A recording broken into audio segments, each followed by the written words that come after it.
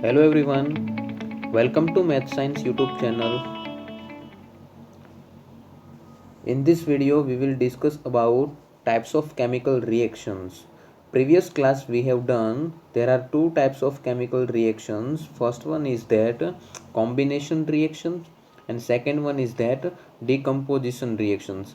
तो combination reactions और decomposition reactions हमने स्टूडेंट्स प्रीवियस क्लास के अंदर कंप्लीट कर दी है. तो आज हम डिस्कस करने वाले हैं displacement reactions, double displacement reactions और प्रेसिपिटेशन रिएक्शंस. तो ये तीनों रिएक्शंस के बारे में आज के सेशन के अंदर हम डिस्कस करने वाले हैं. तो first we have to start displacement reactions. तो आप सभी स्टूडेंट्स को क्वेश्चन होगा कि सर हमने कॉम्बिनेशन रिएक्शंस में टू सब्सटेंस को कंबाइन किया था, डिकम्पोजिशन रिएक्शंस में हमने एक सिंगल सब्सटेंस को डिकम्पोज किया था थ्रू लाइट, थ्रू इलेक्ट्रिसिटी और थ्रू हीट. ये तीनों के माध्यम से हमने उसे डिकम्पोज किया था. ओके, अगर जिसे हमें हीट थ्रू किया उसे हम बोल रहे थे थर्मल डिकम्पोजिशन रिएक्शंस.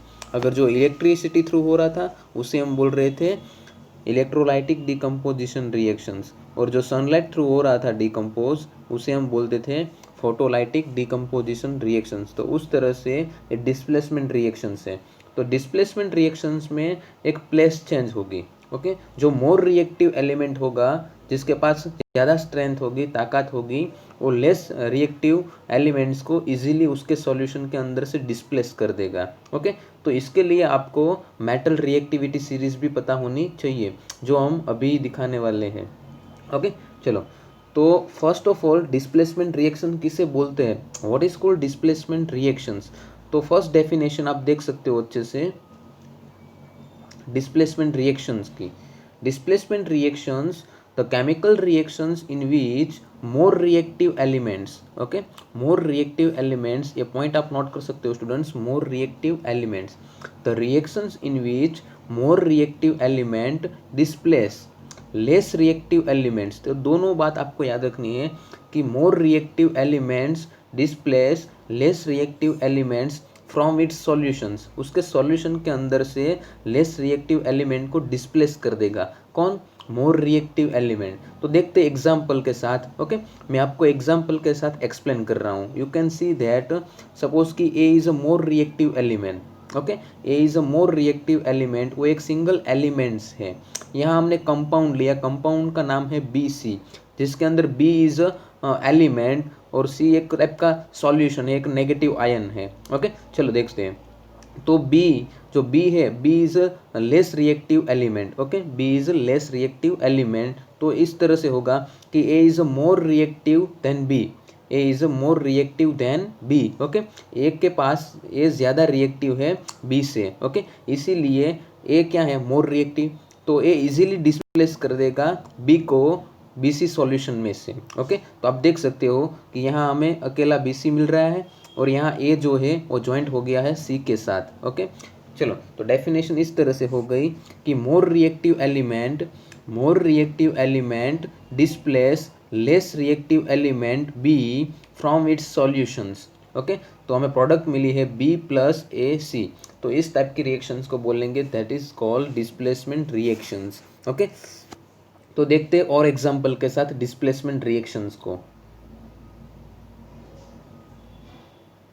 ओके, तो उससे पहले डिस्प्लेसमेंट रिएक्शंस के एग्जांपल मैंने normally A B C D से दिए थे. ओके, लेकिन अब मैं ए बी सी डी की जगह पे कोई एलिमेंट लेने वाला हूँ. लेकिन उससे पहले आपको एलिमेंट की रिएक्टिविटी सीरीज पता होनी चाहिए. ओके, तो स्टूडेंट्स आप देख सकते हो ध्यान से एलिमेंट की रिएक्टिविटी सीरीज.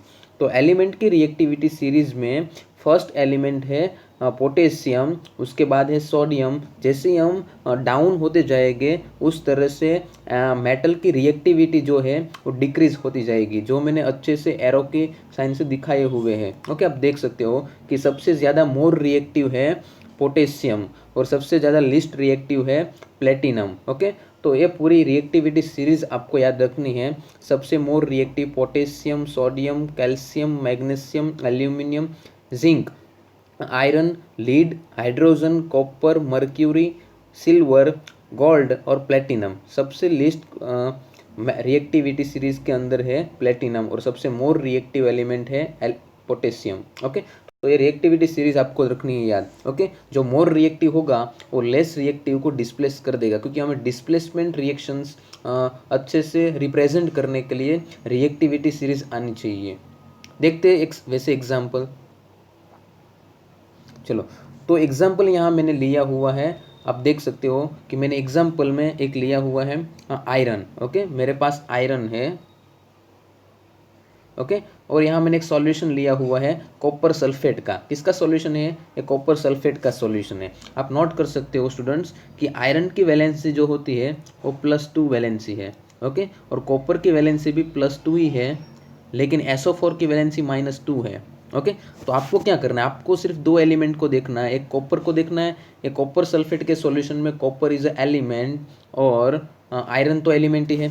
तो आपको देखना है कि आयरन और कॉपर के बीच, यानी दोनों में से मोर रिएक्टिव कौन है। ओके, तो आपको अच्छी तरह से वो देखना चाहिए कि दोनों में से मोर रिएक्टिव कौन है। तो आप देख सकते हो स्टूडेंट्स यहाँ। ओके, तो आपका कॉपर किस साइड है? देख सकते हो कि कॉपर आपका एग्जैक्ट हाइड्रोजन के बिलो में है और आपका आयरन लीड के ऊपर है, यानी आयरन मोर रिएक्टिव है देन कॉपर। ओके, तो ओके, आपको पता चल गया स्टूडेंट्स कि आयरन जो है वो मोर रिएक्टिव है। आयरन जो है वो कॉपर से मोर रिएक्टिव है, इसीलिए वो इजीली डिस्प्लेस कर देगा कॉपर सल्फेट के सॉल्यूशन में से कॉपर को। चलो, कॉपर को डिस्प्लेस कर दिया। ओके, तो अब वो सॉल्यूशन जॉइंट हो जाएगा, इसकी वैलेंसी +2, सल्फेट की वैलेंसी -2, तो अच्छे से अरेंज हो गया FeSO4 फेरस सल्फेट। ओके, तो यहाँ सॉल्यूशन भी प्रिपेयर हो गया, ferrous sulphate and copper. Okay, तो ये प्रोडक्ट हुई आपकी। ओके, चलो, तो वैसे सेकंड एग्जांपल भी वैसे लेते हैं, उससे पहले रीडिंग कर लेते हैं कि Fe being more reactive than Cu displace it from CuSO4। जो मैंने अभी बात बोली वही है कि कॉपर सल्फेट के सॉल्यूशन में से कॉपर को इजीली डिस्प्लेस कर देगा आयरन, क्योंकि because iron is a more reactive than copper. Okay, चलो दूसरी एक एक्टिविटी यानी दूसरी एग्जांपल देखते हैं। चलो, कॉपर है उसमें और सॉल्यूशन है फेरस सल्फेट का, लेकिन फेरस सल्फेट के सॉल्यूशन में से Fe एलिमेंट है और यहाँ कॉपर एलिमेंट है। लेकिन आपको स्टूडेंट्स पता ही होगा कि copper is a less reactive than Fe। Copper जो है वो Fe से लेस रिएक्टिव है, इसीलिए वो कॉपर सल्फेट के सॉल्यूशन में से आयरन सल्फेट के सॉल्यूशन में से आयरन को डिस्प्लेस कर सकता नहीं। तो यहाँ ही आपको तुरंत ही बोल देना है, आपको झूठी रिएक्शन लिखनी नहीं है कि इस तरह से कि CuSO4 + Fe, उस तरह की रिएक्शन पॉसिबल ही नहीं है, क्योंकि कॉपर के पास उतनी ताकत ही नहीं है कि वो फेरस सल्फेट के सॉल्यूशन में से आयरन को डिस्प्लेस कर सके, क्योंकि कॉपर लेस रिएक्टिव है देन Fe। ओके, इसीलिए रिएक्शन नहीं हो सकेंगी, आपको लिखना है नो रिएक्शन। ओके, तो वैसे कोई भी प्रोडक्ट हो, वैसे कोई आपके पास रिएक्टेंट हो तो तुरंत ही रिएक्टेंट को आइडेंटिफाई करके आपको बोल देना है कि रिएक्शन हो रही है कि नहीं हो रही। ओके, उम्मीद रखता हूँ कि सभी लोगों को ये डिस्प्लेसमेंट रिएक्शन समझ में आ गया है। ओके, चलो, तो डिस्प्लेसमेंट रिएक्शंस में एक ही सिंगल एटम का डिस्प्लेसमेंट होता था, एक सिंगल एटम जो है वो दूसरे सिंगल एटम को डिस्प्लेस कर देता था, इसलिए उसे बोलते हैं सिंगल डिस्प्लेसमेंट रिएक्शंस। लेकिन वैसी एक दूसरी रिएक्शन भी है जहाँ दोनों साइड चेंज होती है, जिसे बोलते हैं डबल डिस्प्लेसमेंट रिएक्शंस। तो उसके जैसी रिएक्शन चलो देखते हैं। ओके, उससे पहले कई सारे एग्जाम्पल हम नोट कर लेते हैं कि सिंगल डिस्प्लेसमेंट रिएक्शन के कौन कौन से एग्जाम्पल हैं। चलो एग्जाम्पल देखते हैं कि यहाँ जिंक है हमारे पास, जिंक की वैलेंसी है +2। आप नोट कर सकते हो स्टूडेंट, जिंक की वैलेंसी है +2।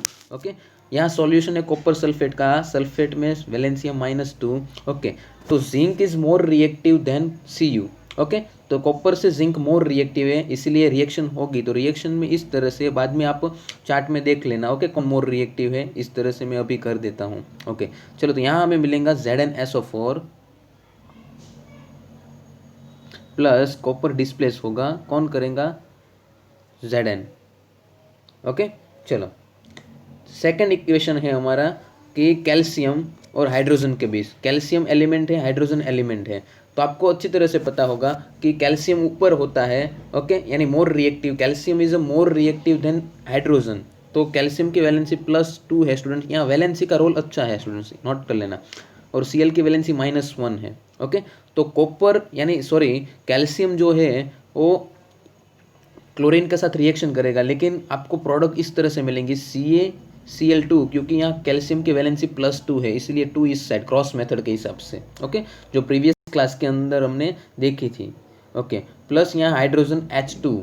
ओके, क्योंकि हाइड्रोजन ऐसे डायटोमिक एटम है, इसलिए H2 ही लिखना कंपलसरी है। ओके, चलो थर्ड इक्वेशन है यहाँ मैग्नीशियम की वैलेंसी जो है स्टूडेंट्स, मैग्नीशियम की वैलेंसी यहाँ आप नोट कर सकते हो, मैग्नीशियम की वैलेंसी है +2। ओके, और क्लोरीन की -1, तो सेम प्रोडक्ट होगी ऊपर वाले इक्वेशन की तरह, MgCl2 + H2। और लास्ट रिएक्शन हम देखने वाले हैं। ओके, चलो लास्ट रिएक्शन कौन सी है, तो यहाँ मेरे पास आयरन है और मैग्नीशियम सल्फेट का सॉल्यूशन है। तो स्टूडेंट्स आप देख सकते हो कि आयरन जो है वो लेस रिएक्टिव है मैग्नीशियम से, क्योंकि magnesium is a more reactive then Fe। तो आपकी जो रिएक्शन है, रिएक्शन हो सकेंगी नहीं, क्योंकि आयरन के पास उतनी ताकत नहीं है कि वो मैग्नीशियम सल्फेट के सॉल्यूशन में से मैग्नीशियम को रिमूव कर सके। ओके, चलो देखते हैं। तो ये रिएक्शन यहाँ आपको लिखनी है, नो रिएक्शन, आपको रिएक्शंस की प्रोडक्ट लिख नहीं देनी है। ओके, चलो ये बात याद रखनी है रिएक्टेंट को देखकर आपको। ओके, तो उम्मीद रखता हूँ कि आप कंप्लीटली एग्जाम्पल के साथ डिस्प्लेसमेंट रिएक्शन अच्छे से सीख गए होंगे। ओके, तो अब देखते हैं डबल डिस्प्लेसमेंट रिएक्शन, जहाँ दोनों प्लेस चेंज होती है। तो देखते हैं डबल डिस्प्लेसमेंट रिएक्शन में क्या है। नाम है डबल, यानी 2 टाइम डिस्प्लेसमेंट होगा। ओके, चलो देखते हैं कि those reactions in which two compounds react by an exchange of ion। ये पॉइंट एक अच्छी तरह से नोट कर लेना है students, exchange of ion. Okay, ion exchange हो गए, किस तरह से एक्सचेंज हो गए देखा हूँ मैं आपको कि ये मैंने एग्जाम्पल लिए है, 2 कंपाउंड्स लिए, एक कंपाउंड्स AB है और दूसरा CD है। तो AB के अंदर A positive and B is negative, and CD compound के अंदर C is positive and D is negative. Okay, तो आपको पता है कि फर्स्ट कंपाउंड का पॉजिटिव सेकंड कंपाउंड के नेगेटिव के साथ रिएक्ट करेगा, और सेकंड का पॉजिटिव फर्स्ट के नेगेटिव के साथ रिएक्शन करेगा। तो प्रोडक्ट हमें ये मिलेगी AD और CB। तो सिंपल रिएक्शन है ये, मैंने ABCD के साथ आपको सिखाया है। अब मैं ABCD की जगह पे कोई एलिमेंट या कंपाउंड लूँ, उससे हम सीखेंगे। ओके, तो पहले डेफिनेशन देख लेते हैं कि those reactions in which two compounds react by an exchange of ion to form new compounds are called double displacement reactions। यहाँ 2 टाइम प्लेस चेंज हो रही है, इसलिए ये रिएक्शन है double displacement reactions. Okay,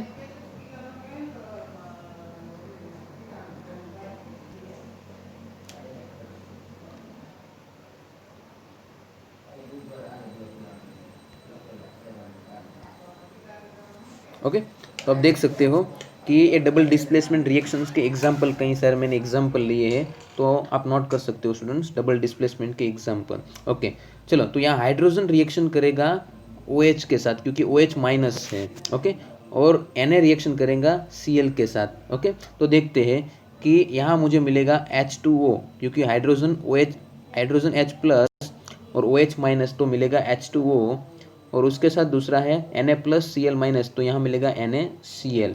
okay, तो वैसे सेकंड एग्जांपल भी हम स्टूडेंट्स देखते हैं कि यहाँ कैल्शियम जो है वो रिएक्शन करेगा सल्फेट के साथ। ओके, तो कैल्शियम की वैलेंसी भी +2 है और सल्फेट की वैलेंसी भी +2 ही है। ओके, तो आप देख सकते हो कैल्शियम की वैलेंसी +2 है और सल्फेट की वैलेंसी -2, तो इसकी रिएक्शन इसके साथ, तो मिलेगा हमें कैल्शियम CaSO4 प्लस मैग्नीशियम की वैलेंसी +2 है और क्लोरीन माइनस, तो यहाँ हमें मिलेगा MgCl2, यहाँ मिलेगा MgCl2। ओके, चलो देखते हैं। उसके बाद है Na+Cl- K+O2-, तो यहाँ सोडियम की रिएक्शन होगी ऑक्सीजन के साथ, लेकिन सोडियम की वैलेंसी है +1 और ऑक्सीजन की है -2, तो इसीलिए प्रोडक्ट हमारी ये होगी Na2O sodium oxide plus KCl, क्योंकि दोनों की वैलेंसी एक की प्लस है दूसरे की माइनस है। तो ये हो गई हमारी एक दूसरे के साथ आयन एक्सचेंज हुए और प्रोडक्ट मिली, इसीलिए रिएक्शंस को बोलेंगे that is called double displacement reactions. ये डबल डिस्प्लेसमेंट के रिएक्शंस यहाँ कंप्लीट होते हैं। उम्मीद रखता हूँ कि सभी को डबल डिस्प्लेसमेंट रिएक्शंस और single displacement reactions with example अच्छी तरह से आ गए होंगे। अब देखते हैं फिफ्थ रिएक्शन हमारी है प्रेसिपिटेशन रिएक्शंस। जो प्रीवियस क्लास के अंदर हम लोगों ने आई थिंक पढ़ लिया था कि प्रेसिपिटेशन का मीनिंग होता है इनसॉल्युबल पार्टिकल्स। प्रेसिपिटेशन का मीनिंग होता है इनसॉल्युबल पार्टिकल्स। जो आफ्टर रिएक्शंस हमें इनसॉल्युबल पार्टिकल्स मिलते हैं, तो वैसे इनसॉल्युबल पार्टिकल्स को हम बोलते हैं प्रेसिपिटेट। क्या बोलते हैं? प्रेसिपिटेट।